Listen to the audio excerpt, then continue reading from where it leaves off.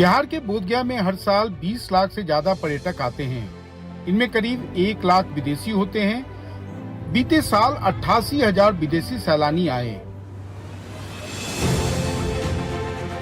अब सरकार यहाँ के महाबोधि मंदिर के लिए एक बड़ा कॉरिडोर बनाएगी।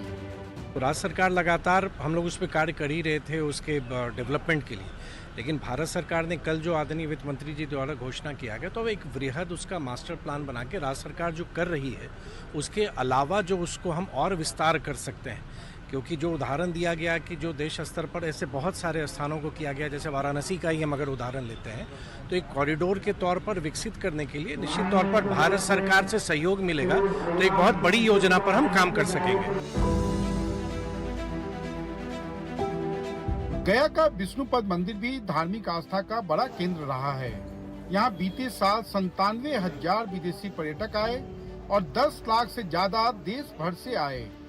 यहाँ भी बजट में कॉरिडोर बनाने की घोषणा हुई।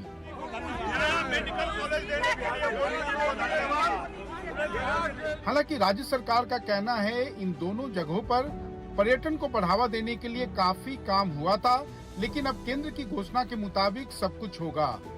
पहला चरण तो होगा एक आर्किटेक्ट को अपॉइंट करने का कि कैसे उसका एक कॉम्प्रिहेंसिव मास्टर प्लान बनाए, जो एग्जिस्टिंग हमारी राज्य सरकार की स्कीम है उसको उसमें जोड़ते हुए हम क्या बेहतर हम कर सकते हैं, ना सिर्फ उस स्थान के लिए बल्कि आसपास भी। तो मुझको लगता है अगले कुछ दिनों में वो स्पष्ट भी हो जाएगा। और इस संदर्भ में आदरणीय टूरिज्म मिनिस्टर गजेंद्र शेखावत जी से मेरी मुलाकात भी हुई थी, तो उन्होंने भी मुझको आश्वस्त किया था कि एक बड़े पैमाने पर इन दोनों स्थानों को हम विकसित करेंगे, साथ ही राजगीर को भी और नालंदा को भी। इसके अलावा राजगीर में जहां पिछले वर्ष 81,000 विदेशी पर्यटक आए और 3 करोड़ से अधिक देशी पर्यटक का आना हुआ, वहां भी कई सारे परियोजनाएं शुरू होनी हैं।